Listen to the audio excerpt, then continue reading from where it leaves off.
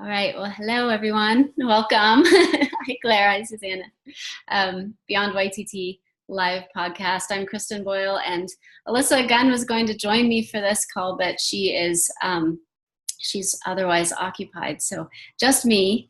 But I wanted to start by saying we do have a prenatal teacher training coming up. It's an 85-hour Yoga Alliance training. It'll be held at the Freya Project here in Denver. So if you're interested in that, please contact me. It starts September 23rd. So coming up soon. I'm going to share my screen here so you can see a little presentation.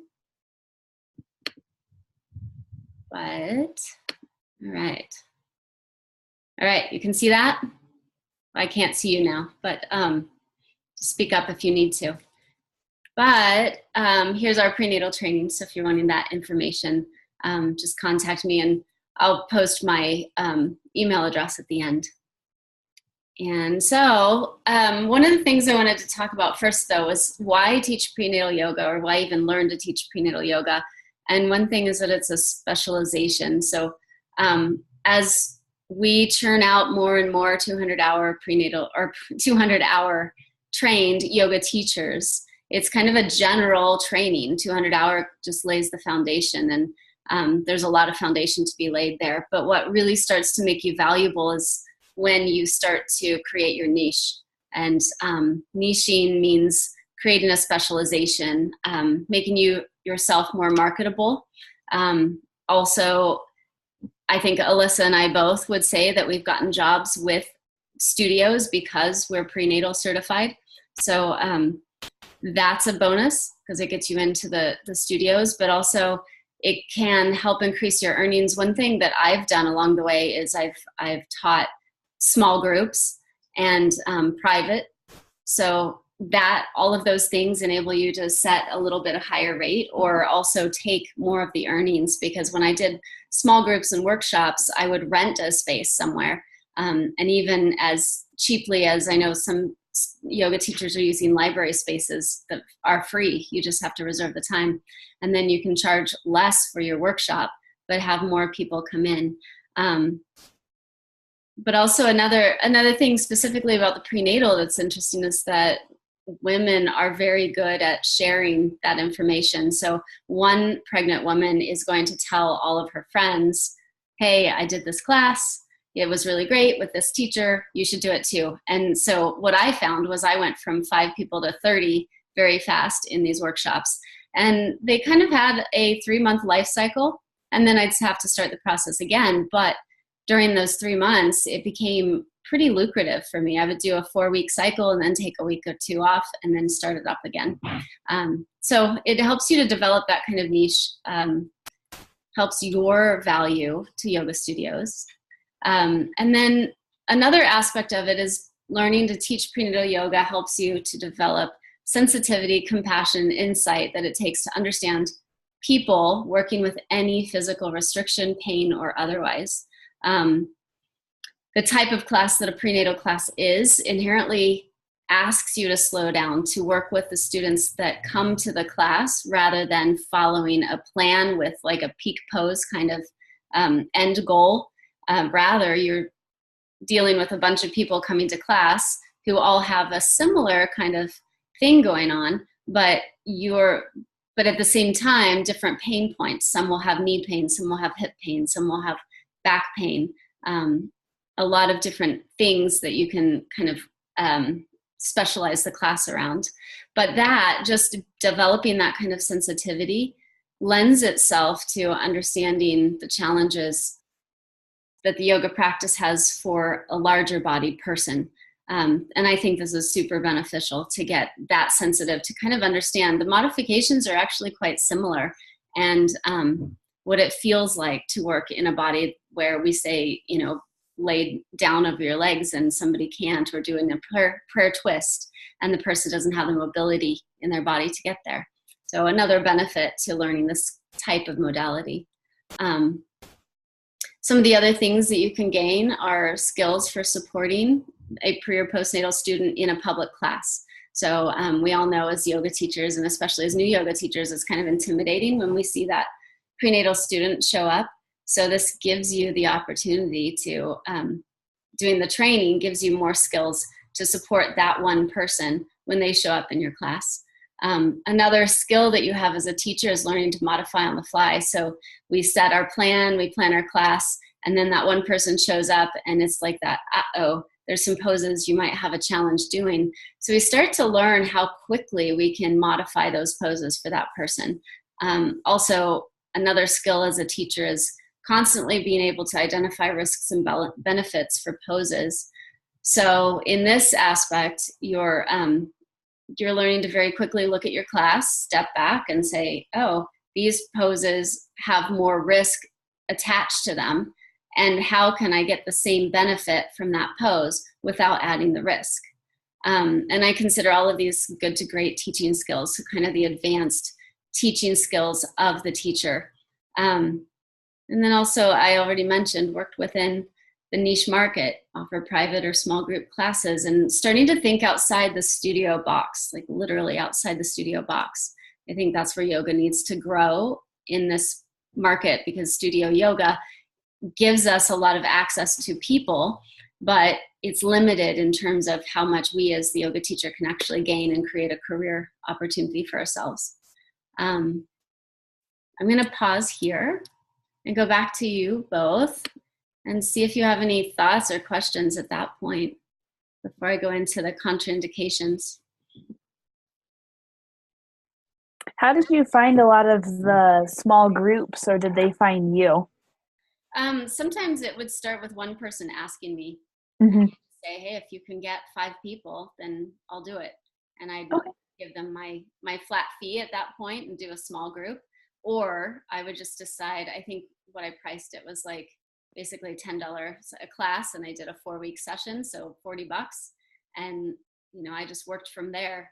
And yeah, so sometimes it started with one conversation. Sometimes a studio would approach me that they wanted something there. So I've done workshops under studios that have been really lucrative, or I've done just on my own, just through Facebook marketing. So yeah. Great, thanks. Yeah. Anything else? Nope. Okay.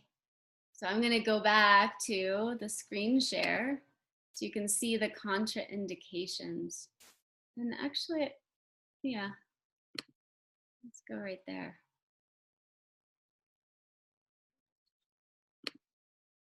And so with the contraindications of prenatal yoga specifically, most of them I would say have more to do with mobility challenges than they have to do with actual safety. Yes, we all get that, I don't want to hurt the baby kind of fear.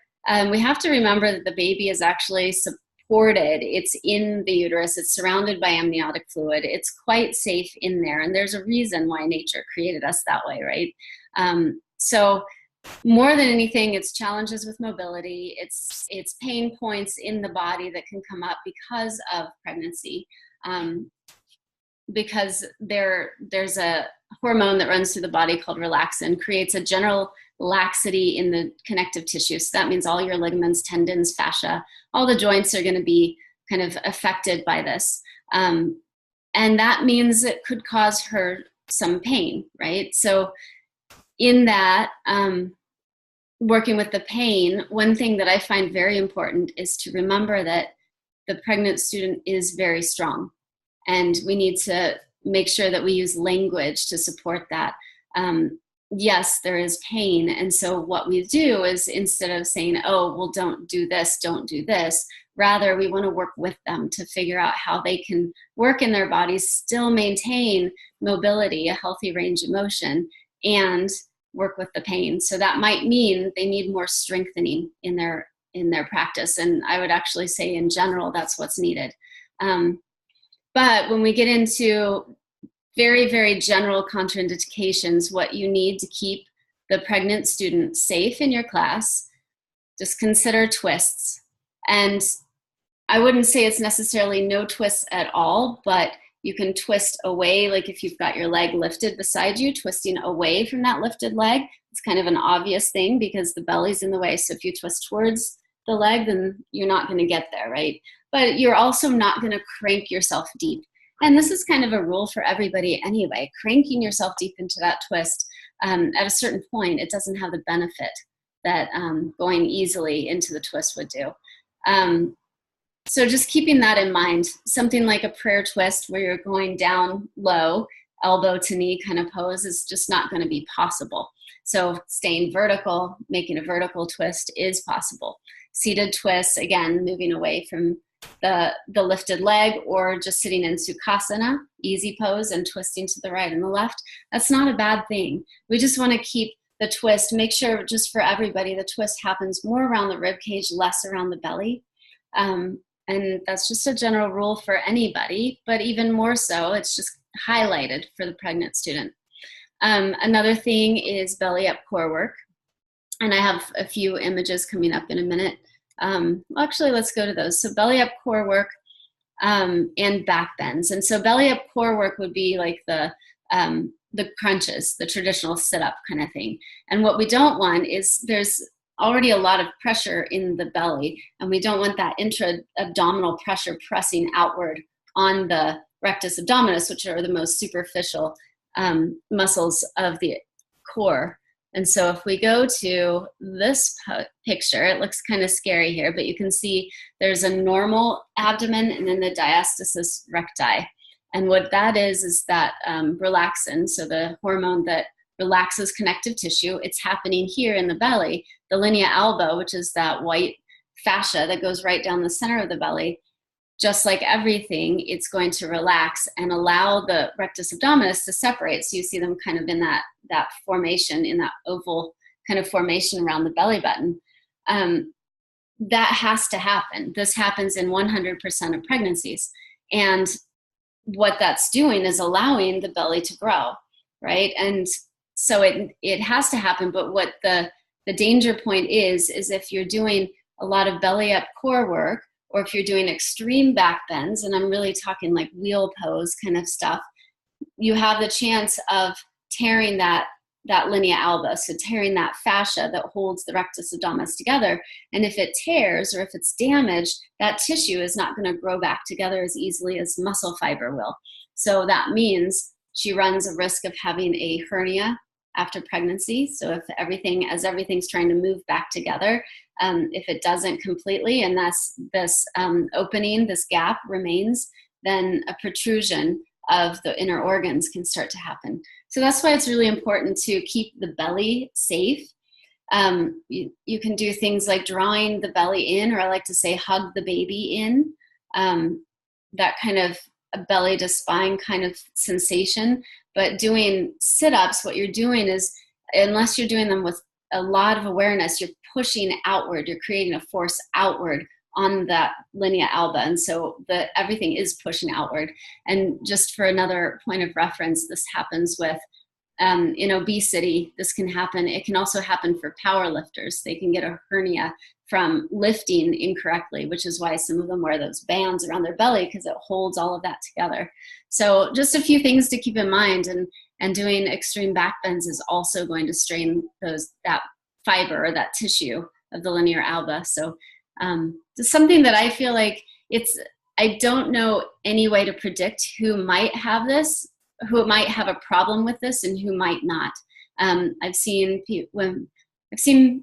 problems post-pregnancy across the board, from very fit people to very not athletic people at all. So I don't see a predictor for who's going to have trouble with this or not, which is why I just say, just make it a blanket rule. We don't need to do belly up core. We don't need to do wheel pose in pregnancy.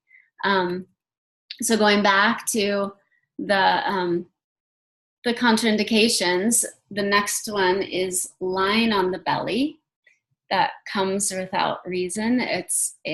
Lying on the belly, when you have the big, huge belly, it's not going to be comfortable. Again, the baby is surrounded by amniotic fluid, so that idea of you're going to squish the baby, it actually won't happen that way, but it's not going to feel good. You can see the picture here. All of the organs are moving around and squished already. So if she's going to lay down on the belly, then that's just going to squish the inner organs even more. So we can kind of feel the external mobility challenges, but just think of what's happening internally. It's simply not going to be comfortable. Lying on the back. So this one, a lot of women will be told this by their doctors as well, that sleeping on their back, they should actually sleep on the left side. And the reason for that is the vena cava is the largest vein, which means it brings blood back to the heart, and it runs down the right side of the body. The uterus tilts slightly towards the right. And so lying on your back or on your right side, the uterus can actually compress that vein, which cuts off the blood circulation, and eventually, yes, can be damaging to the baby. I always want to remind people that the pregnant student is going to feel sensation in some way before any risk to the fetus comes into play. She's going to feel lightness of breath, tingling, just like a foot going to sleep kind of tingling sensations. You might feel nausea, all of these sensations, and that's the body's natural reaction. So if we fell asleep on our backs and we felt nauseous or we felt tingling or something, we're gonna move, and probably very intuitively move over towards the left side. So lying on the back, I usually say it's okay when there's no sensation, when she's feeling safe with it, but there's going to be a point when she'll need to move towards her left side. And you can support her with bolsters lying on the left side, or even the Supta Baddha Konasana and the restorative style. So you've got the block and then a bolster set up on it, so there's a nice angle, and then the student can lay back over that. So a few options for that. The next one, inversions. This kind of goes without saying, inversions being handstand, headstand. Again, if the student has a very strong inversion practice, was a gymnast, for example, handstands might be something that is maintained throughout the pregnancy. Inversions like headstand get concerning for me because the cervical spine, the vertebrae are very tiny and delicate, and they're not really made to bear weight. However, if you have a handstand or a headstand practice regularly, then theoretically you're strengthening the muscles of the cervical spine. But now you're adding a weight gain incrementally, like a higher weight gain than on average throughout the pregnancy. So can the strength and the support system of the muscles keep up with that weight gain of pregnancy, I think becomes the question. In addition to that, because we have a population of forward head posture already, we don't have that awareness of lining up the cervical spine and supporting the cervical spine in the way that it needs to be for a headstand. I don't think headstand is a safe practice kind of in general, unless that person has a daily headstand practice. So I think handstand, headstand, just not necessary to do in pregnancy. Inversions in terms of legs up the wall, yeah, absolutely. You can always put a bolster or a blanket under the hips. Just a slight incline makes laying on the back safe. So instead of going straight flat, you just want a slight incline, and then the legs up the wall is safe. Down dog is also considered an inversion, so there's another exception to that rule. So down dog may not feel comfortable for some people. Reflux can happen. Also the belly, the weight of the belly pushing upwards might not feel good, but it's not necessarily unsafe. What always also comes up when we start talking about inversions are actually arm balances, and I classify inversions as one thing, arm balances as another. And I have taught crow pose as an arm balance that's accessible during pregnancy. It's kind of like changing a malasana or a yogic squat onto the arms. Also can kind of feel empowering, because suddenly the female body goes from center of gravity in the hips to center of gravity in the belly, which makes sometimes that little transition a little bit more accessible. So I have taught it. I feel like I offer it as an opportunity, and some people take it, some people don't. So it's kind of an interesting one to play with. So that's the thing with inversion. So again, handstand, headstand, I just feel like not necessarily to even try or teach. Legs up the wall, down dog are safe, just making sure that the student feels comfortable with them. And then another contraindication, jumping forward, back, or through. So jumping from down dog to forward fold, jumping from forward fold back to chaturanga, obviously, jumping through to seated. So just too much strain on the core, too much strain on the pelvic floor that's not able to be really managed and controlled in the most optimal way. And also balance is a little bit less steady. So it's probably more, again, a mobility thing than it is anything else. Then we get to this big challenge of heat. We have such a culture of hot power vinyasa yoga. I never want to tell a student that they can't practice what they want to practice, but at the same time, there are some safety things to know. What we don't want to have happen is that the body temperature rises above, I think it's 102. And whether we can monitor that in the yoga class or not, that's a big question. On top of that, there's dehydration. The blood has already increased in volume. 40 to 75%, I believe, is the number. And that's a lot. And that takes a lot of energy to circulate. It takes a lot of hydration to make the blood. So going into a heated environment where you're going to be sweating a lot may not be optimal. Also, there are some studies, although it's very difficult to prove these studies, because it's not ethical, but there are some studies on how it can affect the fetus. Most studies say, I think I'm trying to remember what it's called right now, but it's a part to do with the brain, and then there's something to do with the heart as well that can be affected by the mother's body temperature increasing to that degree. So heat is just something that I really want, I personally would hesitate and back away from. And I've also observed pregnant students going into heat and practicing their power poses and pushing themselves hard. And I just don't know that it's necessary in terms of teaching that this is a time to accept, to back away from that hard training and to be with yourself. I think that's more what we need to be teaching. So that's a tricky one, teaching. And I personally have taught at some heated power vinyasa studios, and that conversation at the check-in is always a tricky one about the heat. But I do feel like it's a thing. It's almost our responsibility to inform. The final contraindication is pranayama, and pranayama being the breath work or the breathing. Things like nadi shodhana, alternate nostril breathing, is calming and balancing if the student feels safe and comfortable with having a slight restriction to the breath. That may not feel good. Remember all the oxygen that is pumping through the body, or all the blood that's pumping through the body, carrying the oxygen, and the belly is pressing up against the diaphragm. So breath is harder to get, a deep breath. So it can feel quite restrictive and claustrophobic to do something like nadi shodhana. So that's one that I would leave optional. Ujjayi breath, to me, feels really good and calming. It doesn't feel good and calming to everybody. So again, that's something that I think needs to just be left open as maybe a suggestion to try this with the breath, or leave it if it doesn't feel right. Also Kapalabhati, so anything where you're snapping the belly in and building heat within the body, not necessary. So just thinking about those kinds of breaths. One thing that can be good is the sitali. So the sitali is where you're breathing in through, like you're breathing through a straw.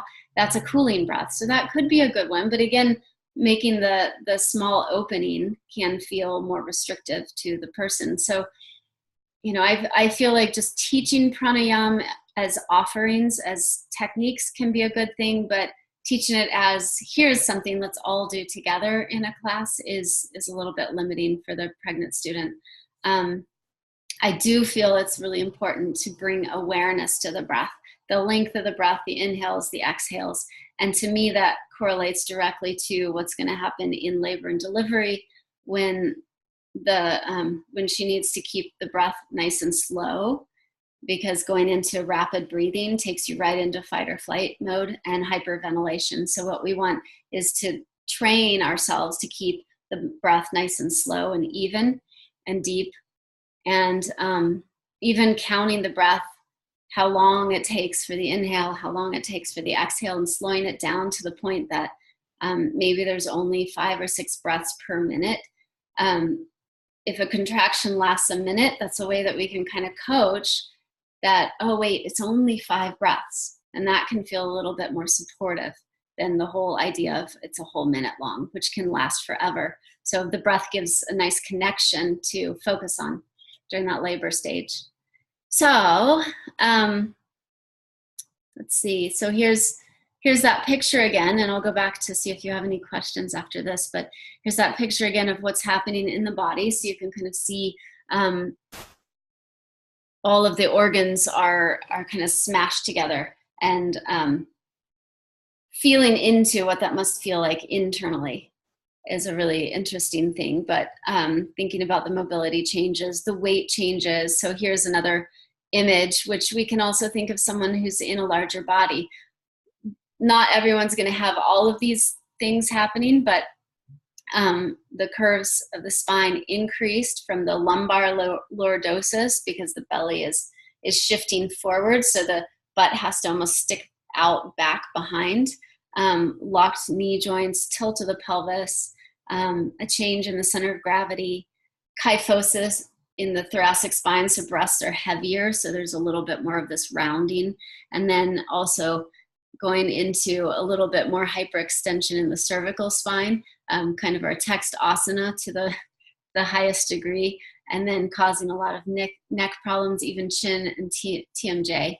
So a lot of stuff can be happening with this particular student, but also developing a sensitivity that can correlate to other students. And then we talked about the diastasis recti, just something to keep in mind. Also, I think for all abdominal work, this needs to be noted. And then finally, how to contact us. So there's my email address, my website. You can always find me on Business of Yoga Facebook group. And then the Coming Into Being Prenatal Yoga Teacher Training event on Facebook. But I'm going to go ahead and end this presentation. And then see if you have any questions at this point. There's a chat. Are labrum tears common for yoga practitioners who are pregnant? Say that again.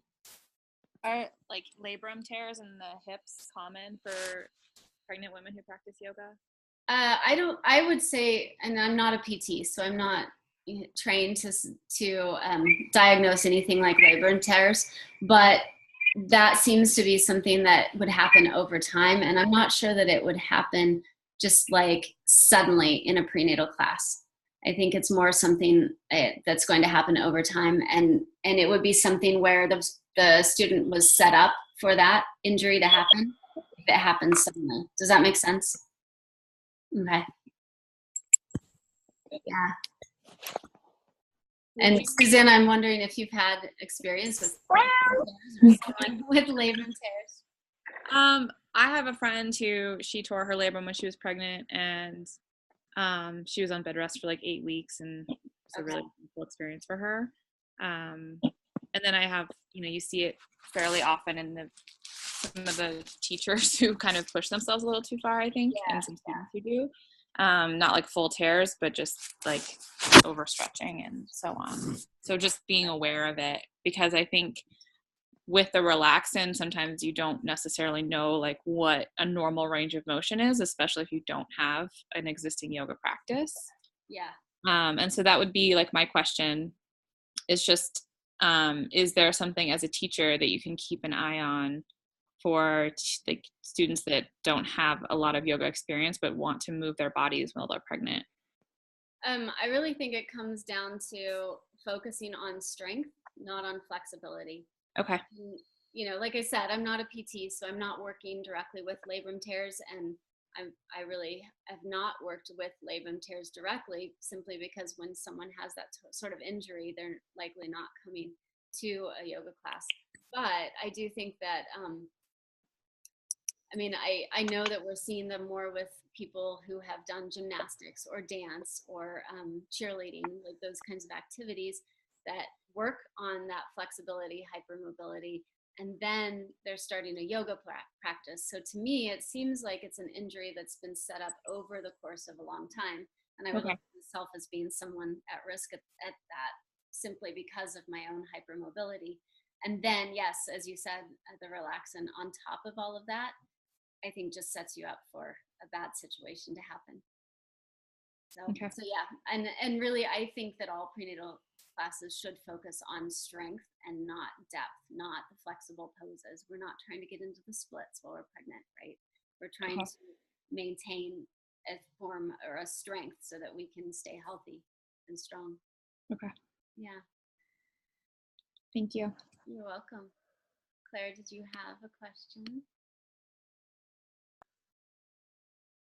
No, I didn't, but a lot of my questions are specific to serving a prenatal population as opposed to just adapting a couple things for a general populace class. So knowing that I have an opportunity to have those answered later is totally fine. Okay. Well, if you have a question. It's very like specific nuance kind of stuff. Okay. But I am curious if you have a preferred resource when it comes to like providing the education beyond the scope of yoga. What is your go-to resource that you're even just in reference like with the heat, and just say, hey, if you want more information on this or whatever, like what is your go-to resource that you can That came from a prenatal training that I took. So I would have to look a little bit further to find a go-to for that one, for the heat specifically. But I know it's in a lot of personal training kind of stuff. It aligns up a lot with all of that. So the body temperature, the rise in core temperature, all of that stuff. So yeah, sorry, I don't have a direct answer right now. No, that's fine. Yeah. And then Susanna, you're asking, how would you check in with a student to make sure she's not overstretching? To me, it's been a development of a visual sensitivity to the practice. If you notice someone who is very mobile, so say they're in down dog and you can see that the shoulder is kind of dumping that way rather than a straight, strong line, then you know that there's a hypermobility. If you see ribs flaring, there's a hypermobility there. And when there's a hypermobility, then it's likely that that person has less muscle tone and more flexibility. And so sometimes this is where the hands-on assist can help. If you have permission for that from that student, you can kind of go in and what I do is ask them to lift out of the depth of the stretch. So I'd never want anyone, and this is not only pregnancy, this is anyone, I never want anyone just to hang out in the joints. If they have really strong muscular structure, then they're able to pull themselves out of that hypermobility and even hold themselves in the end range of motion. But it takes a lot of strength for a muscle. Like when a muscle's contracted and shortened, it's the strongest. When it's long, it's going to be the weakest. So like if you're holding a weight in your arm and you're doing a bicep, right here is going to be strong. Once your arm's extended, it's much harder to hold it. So if you think of that with every joint, when you're in that deep of a range of motion, it's harder for the muscles to engage. So the biggest test is ask them to back out of it. And if they can back out of it, then they're safer. If they can't, if they don't have the strength to back out of it, then they're just jumping in the joints. And so really, I think it comes down to how do you approach the poses, how do you language what you're teaching, and making an emphasis on the strength aspect, not the flexibility. Okay. Yeah. So maintain form. Maintain form and alignment. Exactly. Always maintain form and alignment. Strength before flexibility. Yeah. Especially with this population. Yeah. Anything else?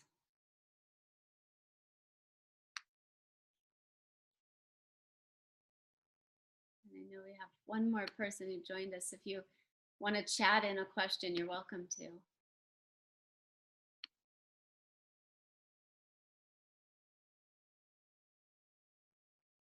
We can go ahead and close this one if you want. If no one has another question.